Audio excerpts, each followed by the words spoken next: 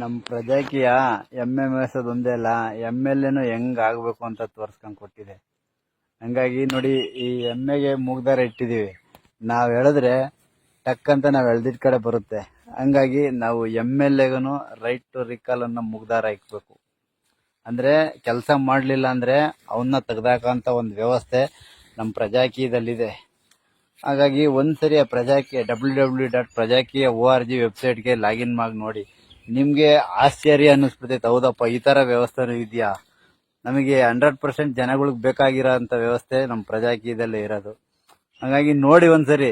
ಏನು ಇಲ್ಲ, ಎಮ್ಮೆಲ್ಲೆ ನಮ್ ಕೈಯಿಂದ ತಪ್ಪಿಸ್ಕೊಂಡು ಎಲ್ಲೂ ಹೋಗಲ್ಲ. ಈ ವ್ಯವಸ್ಥೆಲಿ ನಮ್ ಕೈಗೆ ಸಿಗ್ಲೇಬೇಕು. ಯಾಕಂದ್ರೆ ನಾವು ಎಲೆಕ್ಟ್ ಮಾಡಿರೋ ಮಾತ್ರನೇ ಅವನು ಎಮ್ಮೆಲ್ಲೆ ಆಗಕ್ ಸಾಧ್ಯ.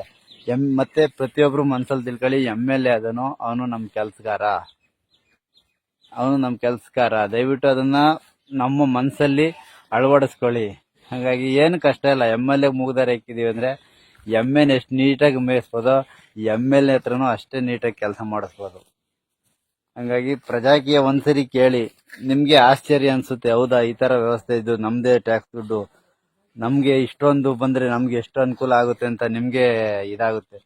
ಸ್ವಲ್ಪ ಸ್ವಾರ್ಥ ಮನ್ಸು ಬಿಟ್ಟು ವಿಶಾಲ ಹೃದಯದಿಂದ ನೋಡಿ. ನಾನೊಬ್ನೇ ಅಲ್ಲ, ಈ ದೇಶದಲ್ಲಿ ಎಲ್ಲಾರು ಚೆನ್ನಾಗಿರ್ಬೇಕು ಅನ್ನೋದೊಂದು ಮನಸ್ಥಿತಿಯಿಂದ ನೋಡಿ. ಪ್ರತಿಯೊಂದು ಚೆನ್ನಾಗಿರುತ್ತೆ. ಜೈ ಪ್ರಜಾಕೀಯ. ಪ್ರಜೆಗಳಿಂದ ಪ್ರಜಾಕೀಯ, ಪ್ರಜೆಗಳಿಗಾಗಿ ಪ್ರಜಾಕೀಯ, ಪ್ರಜೆಗಳಿಗೋಸ್ಕರ ಪ್ರಜಾಕೀಯ, ಮಟ್ಟ ಹಾಕಲು ರಾಜಕೀಯ, ನಮ್ಮಿಂದ ನಮಗಾಗಿ